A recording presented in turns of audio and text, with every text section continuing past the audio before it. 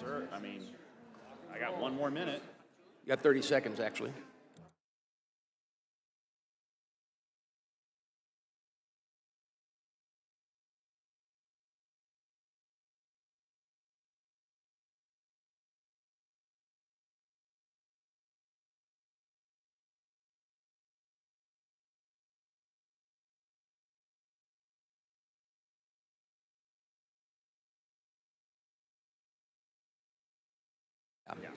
Okay, they've just called votes. If all members could go over, vote, and get back as quick as possible. We've got other members that are having to get out of here, but we do want to have a quorum present as quick as possible. As soon as you go over and vote and get right back. Thank you.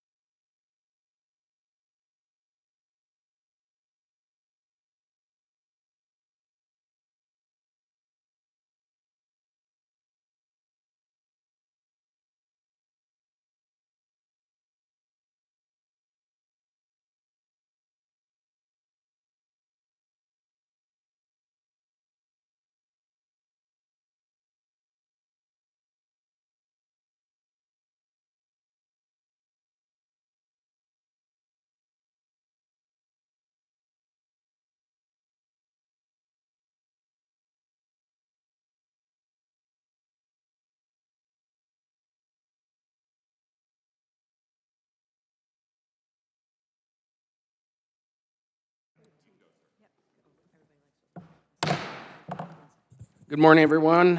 Quorum being present, the Committee on Veterans Affairs will come to order. We are meeting this morning to mark up 7 bills. There are amendments in the nature of substitute for 3 of these bills that were noticed by the committee, and these include the text of other bills that were passed on a bipartisan basis at a subcommittee level. Now, I'm pleased with the efforts of all the subcommittees and over the last few weeks to the input and the bipartisan legislation that reflects the priorities of the committee. We do our best when we work together. I now yield to the ranking member and his opening remarks. Thank you, Mr. Chairman. I plan to save most of my comments for the agenda items before us, so I am happy to proceed to the business of the markup. I yield back. Thank you. I now call up the bill H.R. 1669, the Vet Tech Authorization Act as amended. The clerk shall report. H.R. 1669. The text was circulated in advance pursuant to committee rules, and without objection, the first reading is dispensed with. The bill is now open for an amendment at any point. I now recognize myself for the purpose of offering an amendment. The clerk shall report the amendment in the nature of a substitute. Amendment in the nature of a substitute. I ask unanimous consent that further reading of the amendment in the nature of a substitute is dispensed with, and I ask that it be considered based text for purposes of this markup. And without objection, so ordered. I now recognize myself for 5 minutes to speak in support of the amendment and in the nature of a substitute. The amendment is in the nature of a substitute on H.R. 1669, includes several changes offered by Representative McGarvey, the Vet Tech program. The Vet Tech pilot program was authored originally by Speaker McCarthy and Congressman Rokama. I did that right. In 2017, this bipartisan program has been a huge success. It has helped thousands of veterans not only find a job, but pursue a much better career. The program has an 80% graduation rate, 63% employment rate, and an average starting salary of these veterans is $65,000. That's a pretty good for a government program, and the Vet Tech program has full support of the Department of Veterans Affairs, and I'm proud to improve it here today. Just 2 days ago, Vet Tech providers told us that the program has run out of funds and they can no longer accept new students. This has put about 2,500 students, veterans, in danger of no longer going to school and missing out on a better career opportunity. Time is not on our side here, which is why I urge all of my colleagues to support the proposal so that we can bring this bill to the floor as soon as possible. My amendment also includes several other bills that had bipartisan support at the subcommittee level, including H.R. 234, H.R. 1169, H.R. 746, H.R. 1798, and H.R. 1635. Finally, this amendment in the nature of substitute is fully offset by the extending the current VA home loan funding fees to 2031. This is a bipartisan offset that we have used in the past and is supported by veteran service organizations. And I encourage my colleagues to support my amendment. Do any other members wish to comment on the amendment in the nature of a substitute to H.R. 1669?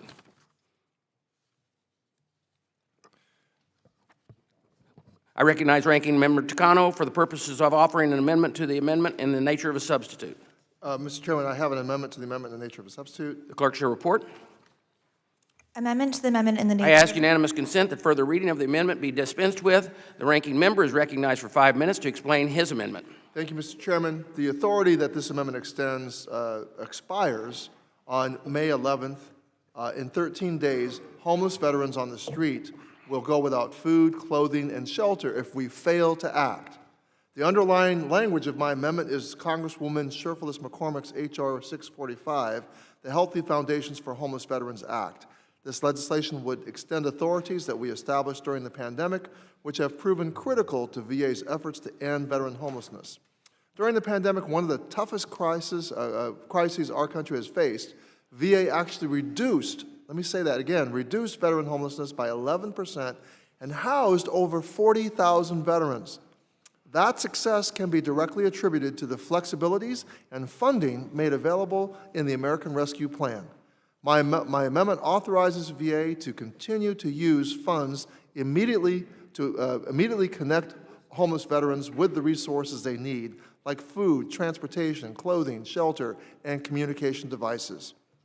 Failure to extend this authority would claw back the critical gains we've made and veterans in need will spend more time on the street if we do not act.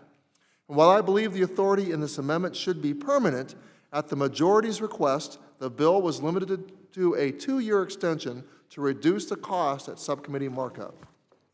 My willingness to shorten a vital benefit for homeless veterans, I believe, demonstrates both a good faith negotiation on my part and the urgency and seriousness of this matter. I understand your objection to H.R. 645 on today's agenda was due to how the Congressional Budget Office scored the bill because of the Toxic Exposure Fund. Like you, Mr. Chairman, I remain concerned about CBO's new scoring methodology for veterans legislation. I know you want to find a solution, but I want to be clear. I don't think the solution is to change or undermine the TEF. I have spoken with many members, including on the Budget and Appropriations Committee and in Democratic leadership, and I came to the conclusion that there was not a workable change to the TEF that would not undermine its fundamental purpose, which is to ensure that toxic exposed veterans are not pitted against other veterans and that veterans are not pitted against other domestic spending priorities. This is a line that we have drawn with PACT, the PACT Act, and the TEF, and it is a line that I stand by as well. My Republican colleagues have argued in favor of going back to the pre-TEF days of funding that would subject toxic exposed and burn pit veterans to uncertainty about whether funding will be available to cover their claims or stripping away the protections of mandatory spending. The solution here is not to go back to the pre-TEF days, especially as we are now in an environment where funding is uncertain for non-defense discretionary programs. I do think that we need to continue to work with CBO to try and refine its methodology, because I do not think it reflects congressional intent. I also think there should be a serious conversation about the harm that comes from hamstringing veterans policy because of arbitrary rules like cut go and pay go. And I think this is the case no matter who is in power in the House. Under these budget rules, we are left to work with limited offsets, so I would think the right approach is to focus on the most critical priorities. And that is why I'm fighting so hard for this amendment to be given the same consideration for the same offsets as the Republican bill priorities that will pass out of our committee today. Now, the cost of the vet tech package is over $400 million. My amendment in the nature of a substitute, however, is over, the amendment, not my amendment, the amendment in the nature of a substitute, however, is over offset by $3 million. So the bill, Mr. Chairman, your bill, Mr. Chairman, is offset, it's $3 million over offset. And I ask you, is it too much to ask to use that $3 million for homeless veterans? My amendment would cover the remaining $3 million cost and allow VA to bring in more veterans from off the streets. The cost of not helping these veterans is much greater. Homeless veterans will be left to use emergency rooms to access health care and services, which is much more costly. On average, $44,400 is spent per year for the highest users of emergency departments. This bill costs around $500 per homeless veteran. This amendment is also a serious suicide prevention tool, and we know that homeless veterans are 8 times more likely to attempt suicide than their veteran peers. This bill allows VA to identify homeless veterans and connect them to care and services immediately. So I want to share a story from a VA case manager to illustrate the real impact of this authority. A veteran was residing in a storage shed in the middle of rural America. Because of this authority, VA was able to give the veteran a phone, pay for a hotel to get him immediately off the streets, and use rideshare to get him to a hotel. I'm certain the funding saved his life, as he refused to leave the storage shed if he had to go into a shelter. The Midwest was experiencing the Arctic blast with temperatures reaching -17 degrees. Rideshare was then used for a housing search and attending medical appointments and job interviews. The veteran is now employed, housed, and thriving in the HUD-VASH program. It is impacts like this that we will be impeding if we fail to act to extend this authority. Every day Congress fails to authorize and fund VA homeless programs leads to another night that a veteran is at risk of languishing on the streets. This amendment brings veterans off the streets and saves lives. I urge my colleagues to support it. I yield back, Mr. Chairman.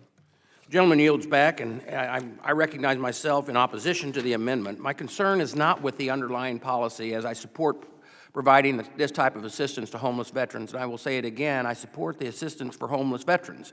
My concern is how this proposal would be funded. Unfortunately, this proposal is impacted by the Toxic Exposure Fund that was created by the passage of the PACT Act. Last September, I warned Ranking Member Takano and that the Toxic Exposure Fund that was created in the Senate Democrats' version, which was finally passed as the PACT Act, would paralyze the committee. And unfortunately, I was correct. We are still stuck because PACT directed CBO to score any bill that touches the fund with a new mandatory cost. We simply do not have the offsets to deal with all of this mandatory cost that will not now impact veterans, healthcare, and others accounts. No one wanted this to happen. CBO warned us before the PACT Act was enacted that this would happen with the language that was in it. And now our work is restricted by it.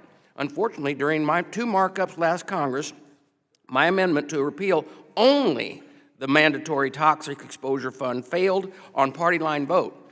During these markups, my colleagues on the other side of the aisle said that we were trying to defund the PACT Act, which is simply not true. Let me say it again. It is not true. They tried to say that we could somehow wish away the scores from CBO. We all know that that's not true, and that wasn't true then, and it's not true now. Now we must deal with the consequences of these partisan actions.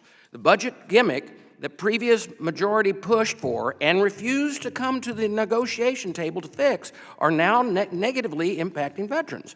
I know that my proposal last year to fully repeal the Toxic Exposure Fund may not have had the votes to pass, but however, no one else has put pen to paper to propose any other solutions. And now, the public health emergency ends on May 11th. And I know that the homeless veterans in both urban and rural areas need this proposal. But I also know that we cannot afford to add millions of dollars to a bill's estimate and pay extra for something we do not have to do. Next week, we will have a Four Corners meeting with the VSOs to discuss the impact of the Toxic Exposure Fund has had on veterans legislation. Now, my staff has already heard from homeless community providers asking for us to find a solution to the TIF so that we can finally move forward with this legislation. All of us need to come together, find a solution to the Toxic Exposure Fund so we can advance H.R. 645 and hopefully many more proposals through the committee and to the floor. To be clear, I purposely did not include several GOP proposals at this markup because they also had Toxic Exposure Fund issues. To all of my colleagues, I hope we can work together in a bipartisan solution instead of sweeping under the rug the consequences of our actions last year. Does any other member wish to speak on the Takano amendment to the amendment in the nature of a substitute? Mr. Chairman? Yes. Thank you, Mr. Chairman. I'm pleased that the underlying ANS includes 2 veterans education bills I introduced with my Republican colleagues. First, it includes H.R. 1169, the VA E-Notification Enhancement Act, which I introduced with Representative Arrington, who once chaired this subcommittee. The VA E-Notification Act will ensure veterans can receive notifications for education benefits electronically, making the process easier, quicker, and more efficient for veterans. Second, the ANS includes H.R. 1635, the Filipino Education Fairness Act, from Representative Kiggins and myself, which finally fixes an outdated limitation on GI Bill payments for education programs in the Philippines. We must deliver fairness for student veterans who wish to pursue their education in the Philippines. I look forward to advancing these important bills out of committee today and onto the floor soon. However, I am disappointed that the majority did not include H.R. 645, the Healthy Foundations for Homeless Veterans Act, in today's markup. The Johnny Isaacson and David P. Rowe Healthcare and Benefits Improvement Act of 2020, which I sponsored, authorized VA to spend funds on basic needs for homeless veterans, such as food, transportation, shelter, communication equipment, and clothing, during the covered public health emergency caused by COVID-19. This was a long-needed change in policy that allowed VA to expend funds for essentials, the foundational elements of a person's well-being. With the end of the public health emergency approaching, there is an urgent need to extend this authorization to continue combating veteran homelessness. The Takano Amendment we're considering now will do that by adding the Healthy Foundations for Homeless Veterans Act to this broad ANS, which already covers an array of VA programs and veterans benefits. Specifically, the amendment would allow VA to continue providing homeless veterans with basic necessities to ensure their survival, safety, and health through September 30, 2024. This bill is particularly important for veterans residing in rural areas where it's often harder to reach services and resources. We cannot reasonably expect a veteran experiencing homelessness to transition into permanent housing and a stable livelihood without access to basics like food, clothing, and transportation. The communication devices and data plans VA can purchase through this authority are also a critical lifeline to health care and resources that are otherwise impossible for homeless veterans to access. To date, VA has used nearly $9 million to pay for essentials for over 39,000 veterans through this authority. The authority has also been used to pay for over 416,000 rides for nearly 42,000 homeless veterans to get them to and from medical appointments and job interviews. And the value here is more than just numbers. As we heard in our legislative hearing last month from VA's staff who are using these funds to care for homeless veterans, this flexibility is changing veterans' lives. VA's work during the pandemic to help more homeless veterans was truly an accomplishment, but it was only possible because this committee acted. Now it's time to act again before this progress is lost. I want to be very clear. Without these authorities, we will never be able to fully end and prevent homelessness for every veteran experiencing it or at risk of it. That's why the Healthy Foundations for Homeless Veterans Act is supported by not only the Department of Veterans Affairs, but also Disabled American Veterans, National Alliance to End Homelessness, National Coalition for Homeless Veterans, Mazone, Bento, Veterans of Foreign Wars, Jewish War Veterans of the USA, Minority Veterans of America, Community Solutions, the American Legion, and Code Platoon. I urge my colleagues strongly, join these groups in supporting homeless veterans by voting in favor of the Takano Amendment. And I yield back. Gentleman yields back. Does anyone else seek to speak on the amendment in the nature of a substitute? Mr. Chairman, I seek to be recognized. You're recognized. 5 minutes. I want to thank Ranking Member Takano for introducing this amendment, which includes my bill, H.R. 645, the Healthy Foundations of Homeless Veterans Act. Passing H.R. 645 is crucial as the existing VA authority to help homeless veterans experience in just 13 days when the public health emergency comes to an end. Letting this authority lapse is unconscionable. As a slap in the face to our veterans across the nation, I want to stress the number of people we've already helped and the promise that we have to our veterans. Since this authority has been granted, the VA has permanently housed over 40,000 homeless veterans. It has provided over 400 rides to nearly 42,000 homeless veterans. I know we already repeated these numbers, but it's important that we know that there are people behind the lives in these numbers who will be affected in just 13 days. I urge all my colleagues to approve this amendment and consider the veterans and the responsibilities we have to our veterans. Thank you. Gentlewoman yields back. Is there anyone else seeking to comment on the amendment in the nature of a substitute? Mr. Chair. Yep. You're recognized for 5 minutes. Thank you. Thank you, Chairman Boss, and I'm grateful for the leadership on this committee, and for your leadership on this committee, and I'm looking forward to our continued work in advocating for our nation's veterans. I am pleased to see 2 pieces of legislation I introduced being considered today. One being the Veterans Appeals Backlog Improvement Act, which would help reduce the wait times in disability appeals claims at the Board of Veterans Appeals. And I thank you, Chairman Boss, for including this in your amendment to the Veterans Benefits Improvement Act. My other bill that is before us now is H.R. 1669, the VetTech Authorization Act.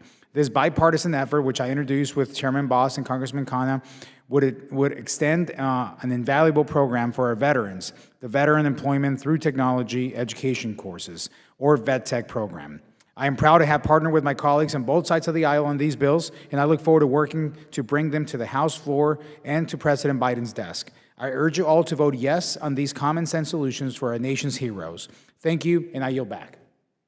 Gentleman yields back. Mr. Landsman, do you seek recognition? Yes, thank you, Mr. Chairman. I just want to speak on, in support of Mr. Takano's amendment.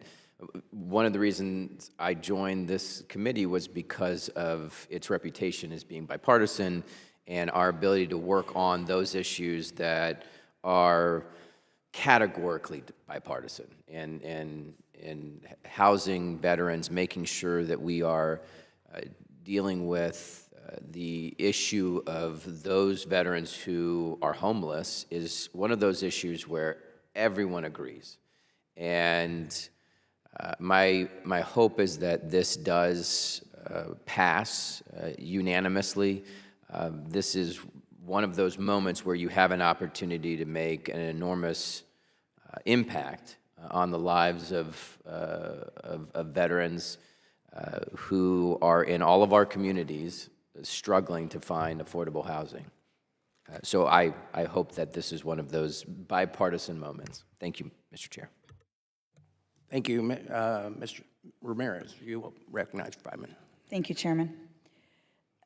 Like Congressman Landsman, when I was selecting committees, I really thought about the number of veterans that I've had the honor to serve as the executive director of a homeless service agency a couple of years ago. And I knew that this could be a committee where issues like housing, basic needs for veterans could be addressed, and we can do that in bipartisanship. And recognizing where we are today in 2023, when COVID-19 pandemic had struck 3 years ago, our communities understood that there would be an impact that in some cases would have 5, 8, 10 years of consequences. And Congress took action to ensure that our most vulnerable communities would be supported. In 2020, Congress authorized the VA to spend funds on wraparound services and basic needs for our homeless veterans during the public health emergency. This was pivotal for our veterans who needed the critical assistance.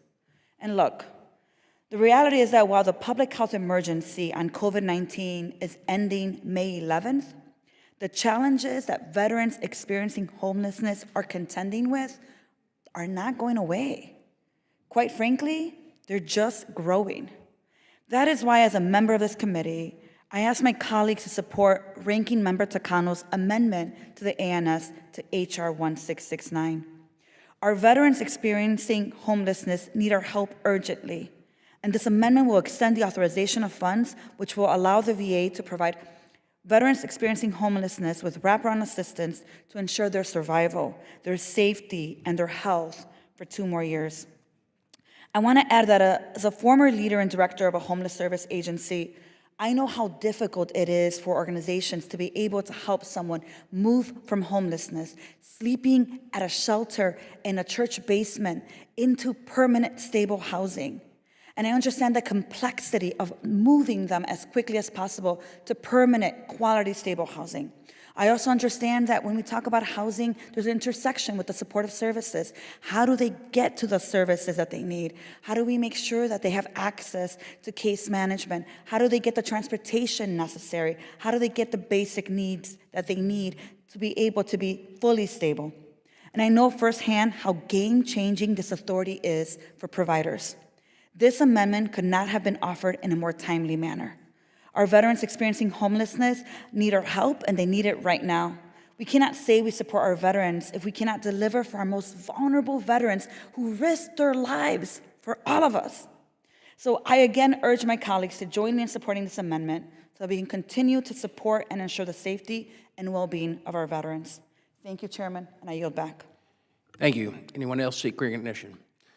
As I said in my statement on this amendment in the first place, we are not opposed to the policy at all. We're willing to work with both sides of the aisle and both sides of the rotunda to make sure we can find the answer on how to cure this problem and readdress some of the other problems we also did not put in this markup because of the problem that we have with the TEF. And it is a problem that is going to continue to come back up if we don't get dealing with it. So with that, hearing no other questions, now occurs the amendment in the amendment. The question is now occurs on the amendment to the nature of a substitute on H.R. 1669 offered by Ranking Member Takano. All those in favor say aye. Aye. All those opposed say no. No. In the opinion of the chair, the noes have it. Chairman, Yes, Mr. Ranking Member. I request a quarter vote. A roll call vote has been requested in accordance with the committee rule 4E. This vote will be postponed. And there are further amendments. Hearing none, the further proceedings on this bill will be postponed. I now call up H.R. 562.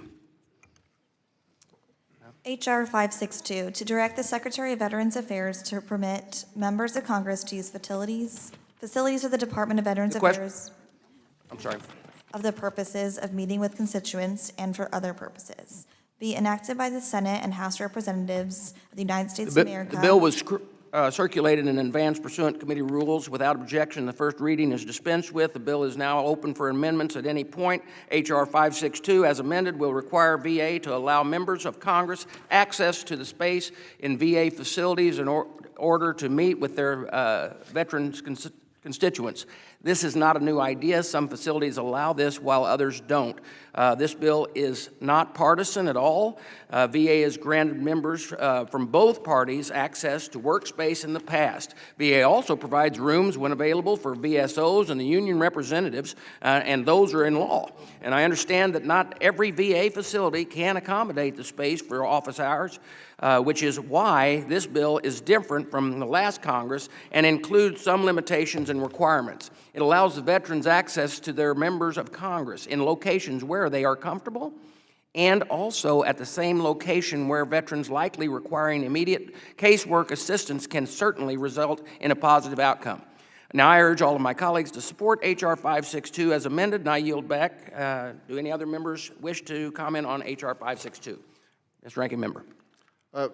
Mr. Chairman, unfortunately, I'm not able to support this bill today. I certainly understand the importance of members of Congress providing constituent services, which includes helping veterans access their earned VA health care and benefits.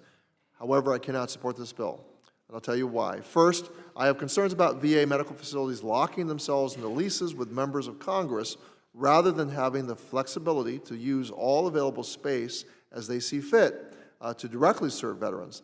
And even if a VA medical facility has extra space today, it is conceivable that the needs of the facility and the veterans it serves could change before the lease is up. Being locked into a lease with a member of Congress would limit the facility's ability to quickly adapt and repurpose space to meet emerging needs in real time. And I'm also concerned that this bill does not do enough to safeguard against the risk of Hatch Act violations.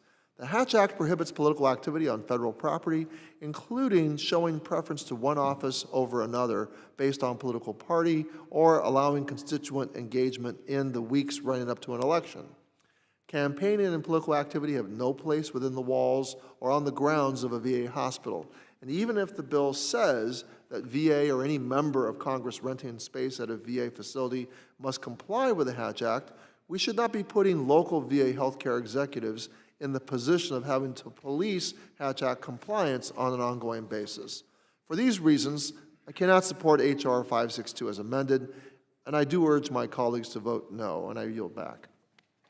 Does any other member wish to speak on this?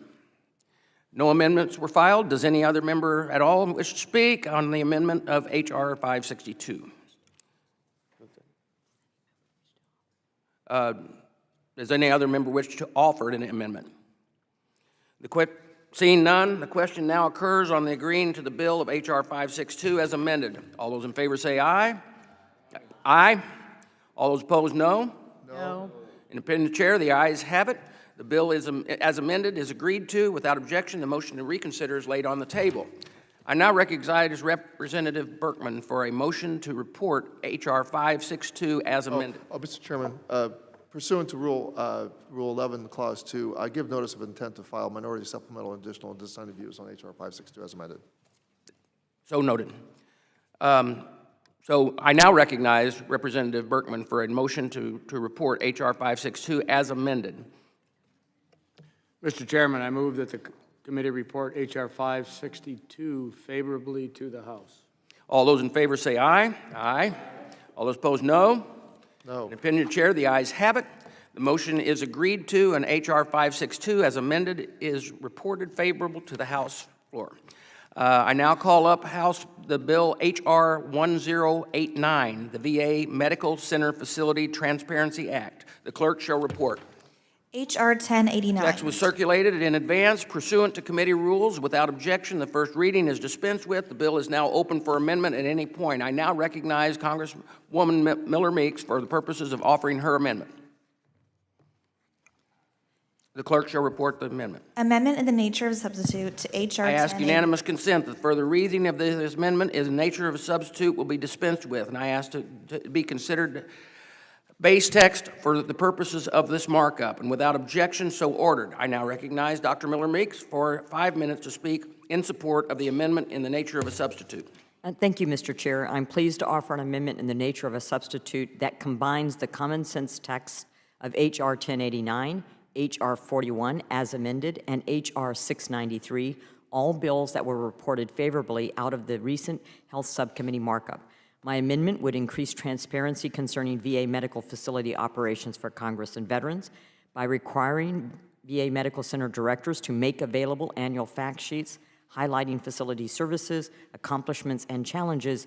Those who oversee, and more importantly, those who rely on that care from that facility will have better access to easy-to-understand information.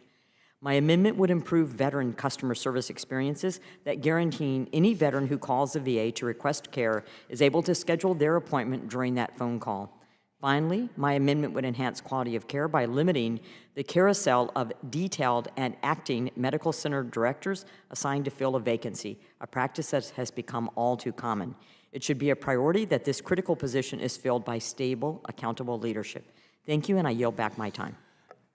The gentlewoman yields back, and I thank you, Dr. Miller Meeks, for her dedication to improving veterans' customer service. I also want to thank Representative Lesko, Baird, and Womack for introducing the bills included in this amendment in the nature of a substitute. It has my full support, and do any other members wish to comment on the amendment in the nature of a substitute to H.R. 1089? Mr. Chairman, I seek recognition. Ranking member, you're recognized. I support the Miller Meeks ANS to 1089 and the underlying bill, and urge my colleagues to support this measure. I yield back. No other thank you for yielding back. No other members' amendments were filed. Does any other member wish to offer amendments to the amendment in the nature of a substitute to H.R. 1089? Hearing none, the question now occurs on agreeing to the amendment in the nature of substitute for H.R. 1089. All those in favor say aye. Aye. All those opposed, no. In the opinion of the chair, the ayes have it. The amendment in the nature of a substitute is agreed to. Without objection, the motion to reconsider is laid on the table. I now recognize Ranking Member Takano for a motion on reporting H.R. 1089 as amended. Mr. Chairman, I move that H.R. 1089 as amended be favorably reported to the House. All those in favor say aye. All opposed, no. In the opinion of the chair, the ayes have it. The motion is agreed to, and H.R. 1089 as amended is reported favorable to the House.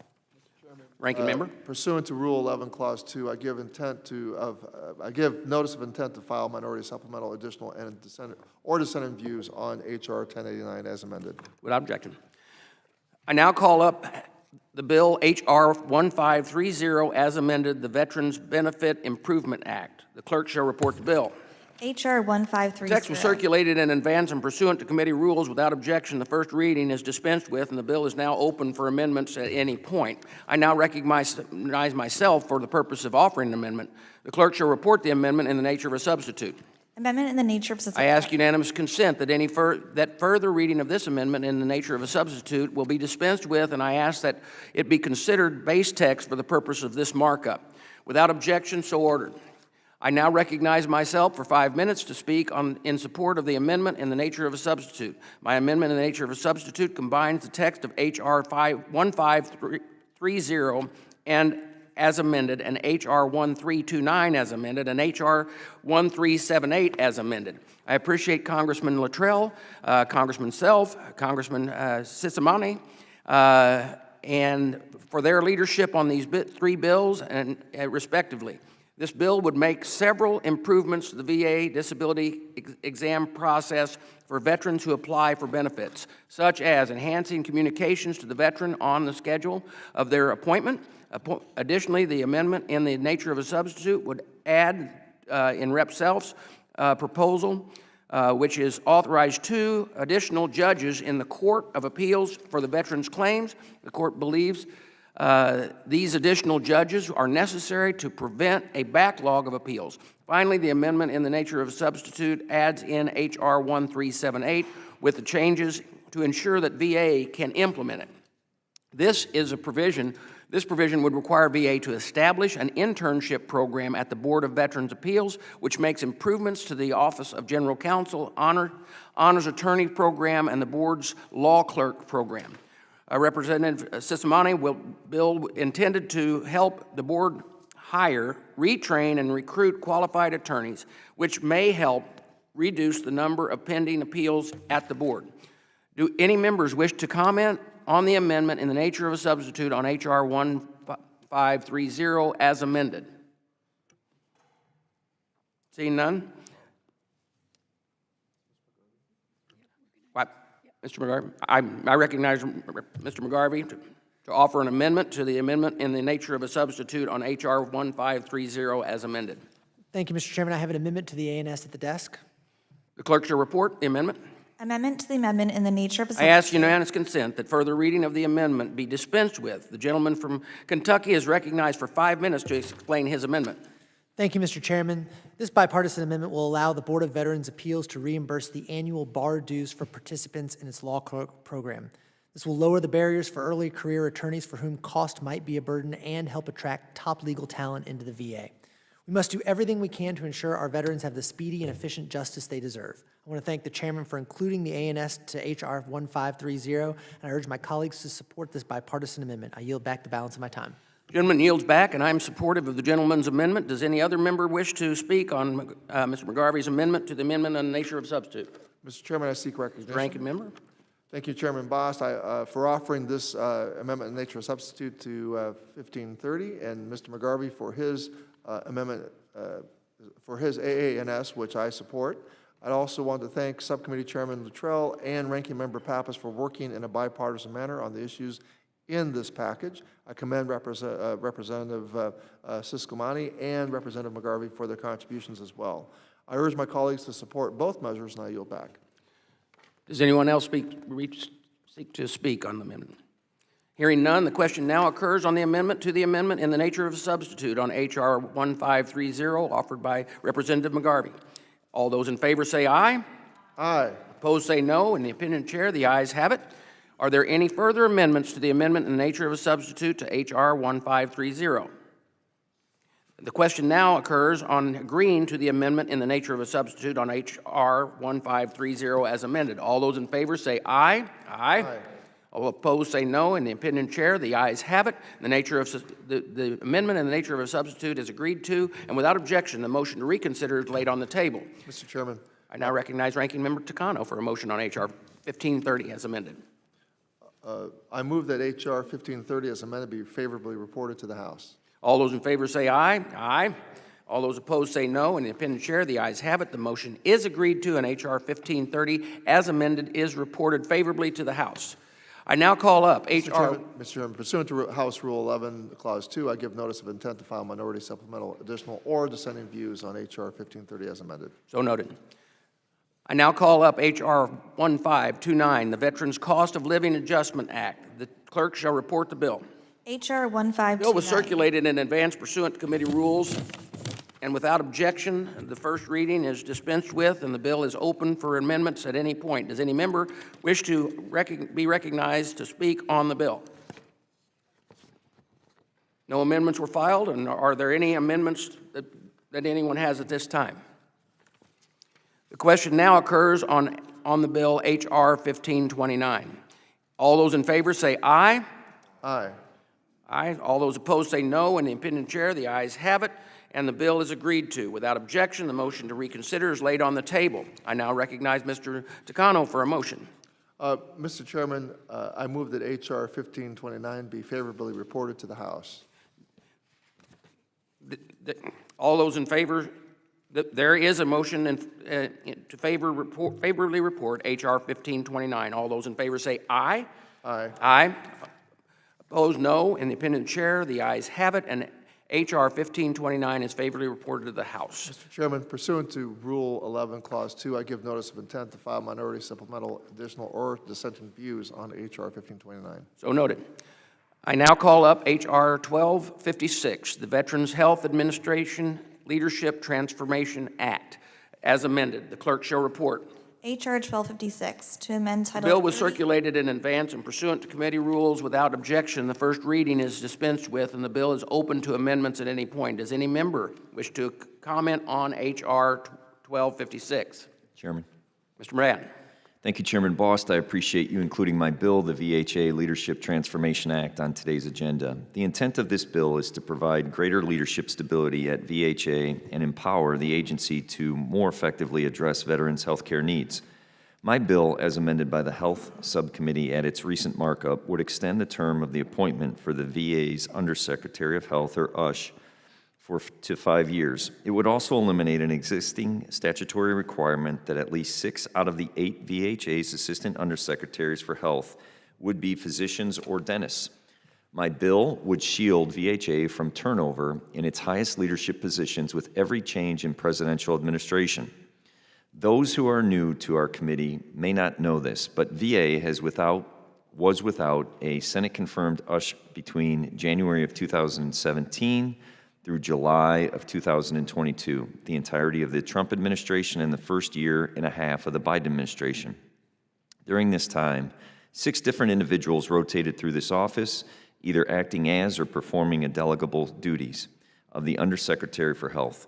The process for appointing an USH is not as straightforward as many other presidential appointments.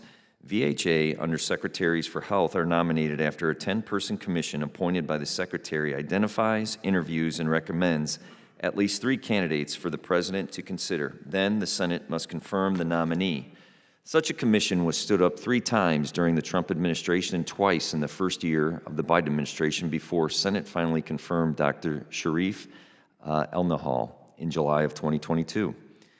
If there is any lesson to be learned from this, it is that getting an USH into place is not an easy process. Therefore, when a thoroughly vetted candidate makes it through this process, it would behoove us and the VA employees, and most importantly, veterans, to keep them in place long enough to carry out the critically important work they were appointed to do.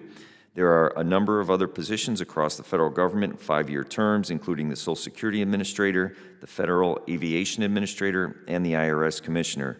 The Director of the FBI serves a 10-year term. If any incoming president ever wants to replace any of these officials prior to the expiration of their term, they have the authority to do so, and my bill would allow the same for the VA Undersecretary for Health.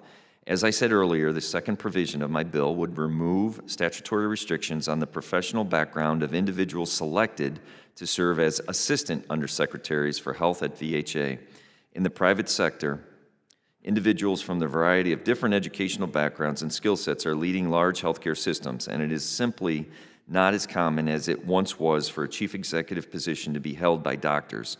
My legislation will allow VA's healthcare system to adapt to the way healthcare is delivered today to enable VHA to recruit its top healthcare executives from a much broader pool of candidates. I am pleased that the Department of Veteran Affairs is supportive of my bill, which also received positive reactions from the Comptroller General of the United States and the VA Inspector General.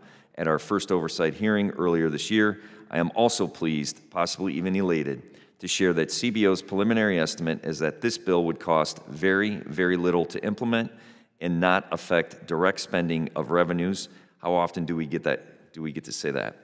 As the ranking member of the Oversight and Investigations Subcommittee, I firmly believe that strong, stable leadership is the foundation upon which accountability is built.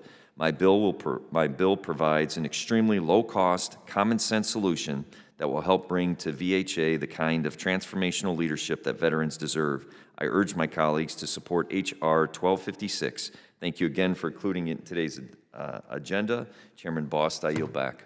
Thank you, Mr. Mervan. Did any other members wish to comment on H.R. 1256? Mr. Rotendale, you're recognized. Thank you very much, Mr. Chair. Mr. Chair, the Veterans Health Administration Leadership Transformation Act would change the Undersecretary of Health appointment for 5 years. It would also remove the current limit of 8 Assistant Secretaries of Health. I understand Congressman Mervan's intention in introducing this bill is to depoliticize the Veterans Health Administration by extending the term of the VA Undersecretary of Health and avoid leadership turnover with every change in presidential administration. I agree that the VA should be depoliticized and would be happy to work with you, Congressman Mervan, to achieve this objective. As you know, we did a lot of good work together last Congress. However, the unfortunate fact that must be acknowledged is that the Veterans Health Administration has been politicized by the Biden administration. The VA has been using taxpayers' funds to pay for abortions, promote transgender hormone therapy, and veterans have been denied care over their unwillingness to wear face masks. None of this does anything to help veterans. I've even heard from multiple constituents who cannot wear masks because of medical reasons being mistreated by the VA because of it. I cannot support a bill that would create a situation in the future where a partisan Undersecretary of Health will be thrown on the next administration. That would create a scenario where an Undersecretary works against the administration they're actually supposed to be working for. This would result in a waste of time and resources and more confusion for veterans. I will not support this legislation, and I yield back. Thank you. The gentleman yields back. Does anyone else wish to comment on H.R. 1256? Mr. Ranking Member. Mr. Chairman, I seek recognition. I support H.R. 1256 as amended and the underlying bill and urge my colleagues to support this measure. In my 10 years on the committee, my 11 years on the committee, it's been my observation that lack of continuity of leadership is one of our biggest challenges in being able to improve veteran services to our veterans. Mr. Mervan's legislation will help prevent leadership gaps like those we have seen at VHA over the last decade and enable the agency to recruit senior leaders with more diverse professional backgrounds. I yield back. The gentleman yields back. Does anyone else wish to comment on H.R. 1256? Seeing none. No amendments were filed. Do any other members wish to offer an amendment to H.R. 1256? Hearing none, the question now occurs on agreeing to Bill H.R. 1256 as amended. All those in favor say aye. Aye. Those opposed, no. An independent chair, the ayes have it, and the bill will, as amended, is agreed to. Without objection, the motion to reconsider is laid on the table. I now recognize Ranking Member Takano for a motion to report H.R. 1256 as amended to the floor. Mr. Chairman, I move that H.R. 1256 as amended be reported favorably to the House. All those in favor say aye. Aye. All those opposed, no. Independent chair, the ayes have it. The motion is agreed to, and H.R. 1256 is reported favorably.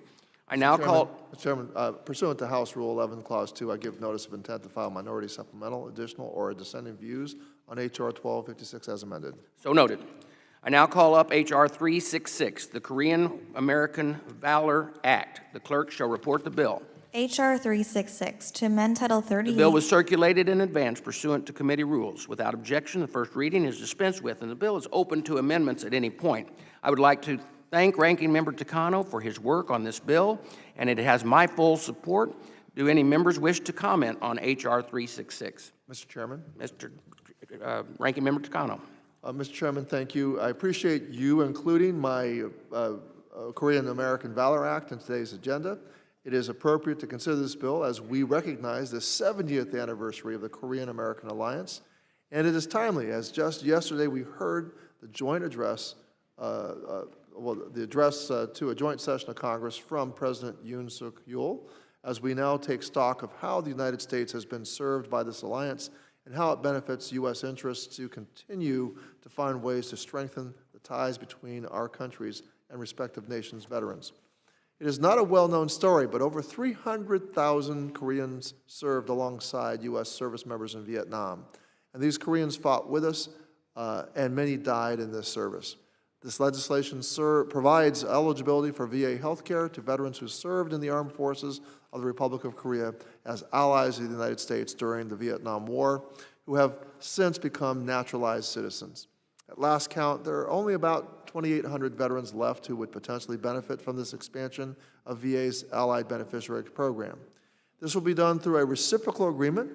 Korea would reimburse the United States for health care services VA furnishes to these Korean American veterans.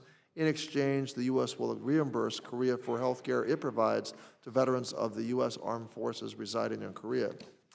There is precedent for this type of agreement with our allies. Since 1958, through its Allied Beneficiary Program, VA has had the authority to treat veterans who have served in the armed forces of nations that were allied with the United States during World War II and during World War I and World War II.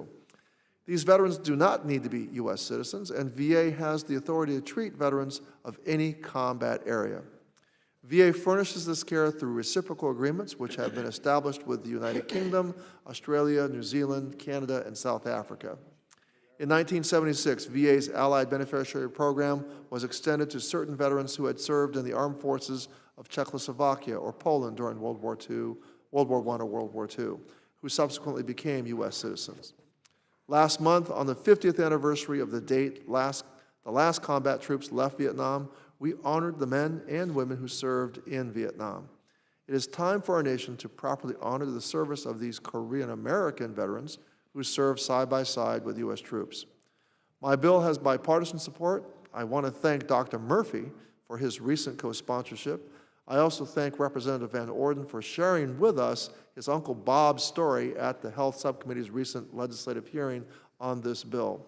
Mr. Van Orden's uncle served alongside Korean troops during the war, and I hope we can add his name to our list of co-sponsors soon.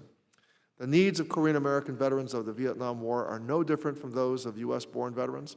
From Agent Orange exposure to coping with complex injuries and mental illnesses, these veterans deserve the specialized care and services that only VA can provide. I hope my colleagues will join me in ensuring that these veterans, many of whom are entering their last years, are properly recognized for their service. Mr. Chairman, I yield back. Gentleman yields back. Does any other member wish to comment on H.R. 366? Mr. Van Orden. Thank you, Mr. Chairman. Representative Takano, you have my co-sponsorship.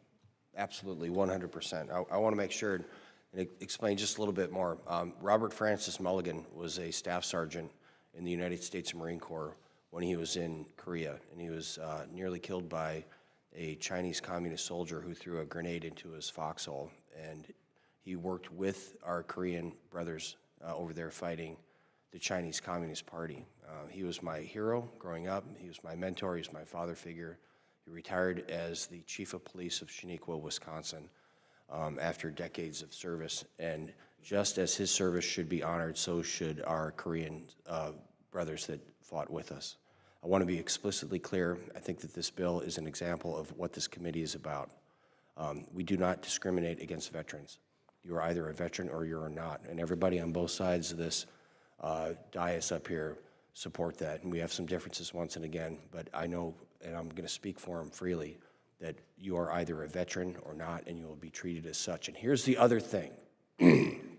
These are not random people. These are American citizens. And this country has moved past the point where we discriminate against American citizens. We just don't do that. You are an American or you are not. You are a veteran or you are not. So I stand in strong support, Mr. Takano, and I commend you for bringing up this oversight. And with that, I yield back. Gentleman yields back. Is any other member seek recognition on this amendment? No amendments were filed on H.R. 366. Does any member wish to offer an amendment at this time? Hearing none, the question now occurs on agreeing to the bill H.R. 366. All those in favor say aye. Aye. All those opposed, no. In the opinion of the chair, the ayes have it. The bill, as amended, is agreed to, and without objection, the motion to reconsider is laid on the table. I now recognize Ranking Member Takano for a motion to report H.R. 366. I want to thank the gentleman from Wisconsin for those kind words, those moving words. And then, in the spirit, I move that H.R. 366 be favorably reported to the House. All those in favor say aye. All opposed say no. In the opinion of the chair, the ayes have it. The motion agreed to on H.R. 366 is reported favorably. At this time, pursuant to House Rule 11, Clause 2, I give notice of intent to file minority supplemental, additional, or dissenting views on H.R. 366. So noted. The committee postponed further proceedings on this recorded vote on the amendment offered by Ranking Member Takano to the amendment in the nature of a substitute on H.R. 1669. The question occurs on agreeing to the amendment. The clerk shall call the roll. Ms. Radewagen. Ms. Radewagen. Mr. Bergman. Aye. Mr. Bergman, aye.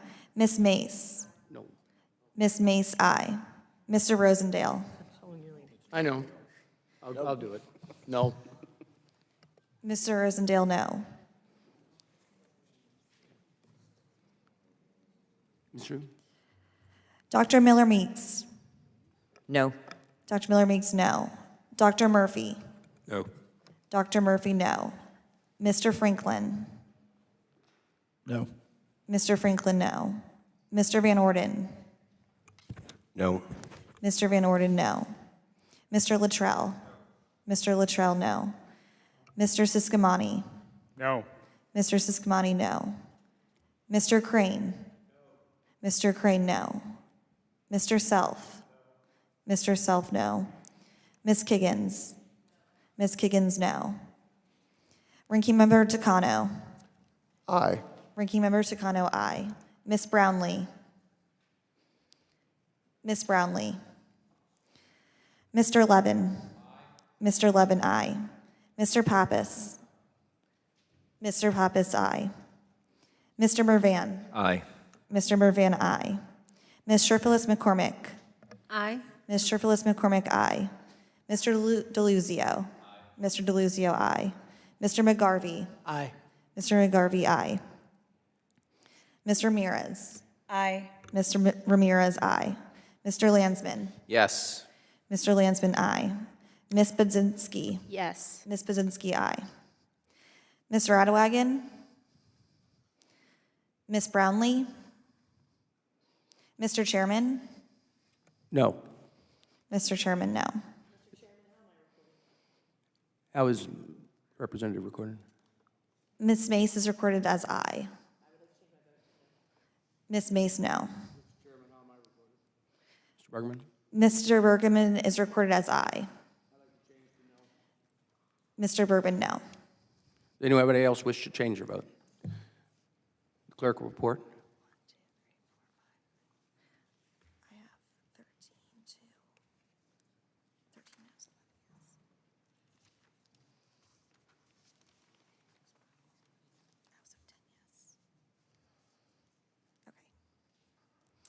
Mr. Chairman, the vote is 10 ayes and 13 noes and 2 not voting. With the report of 10 ayes and 13 noes, the amendment is not agreed to. Without objection, the motion to reconsider is laid upon the table. The question now occurs on my amendment, the nature of substitute H.R. 1669. All those in favor say aye. Aye. Aye. All opposed say no. Independent chair, the ayes have it. The amendment in the nature of substitute is agreed to, and without objection, the motion to reconsider. Do what? Okay. Representative Berkman. Mr. Chairman, I move that the committee report H.R. 1669 as amended favorably to the House. All those in favor say aye. Aye. All opposed say no. And independent chair, the ayes have it. Mr. Chairman. Yes. Pursuant to House Rule 11, Clause 2, I give notice of intent to file minority, supplemental, additional, or dissenting views on H.R. 1669. So noted. The motion is agreed to, and H.R. 1669 as amended is reported favorable to the House. That concludes today's markup. And to summarize today's votes, the committee has voted to report favorably 7 bills to the House floor. H.R. 1669 as amended, H.R. 562 as amended, H.R. 1089 as amended, H.R. 1530 as amended, H.R. 1529, H.R. 156 as amended, and H.R. 366. I ask unanimous consent that the committee staff and be authorized to make technical, clerical, and conforming changes to the bills favorable reported today, and hearing no objections, so ordered. I also ask unanimous consent to all members have 5 legislative days in which to revise and extend their remarks and insert extenuating material on any of the bills reported favorably today. Hearing no objection, so ordered. I thank the members for their attendance today. The Committee on Veterans Affairs is now adjourned. Just like that.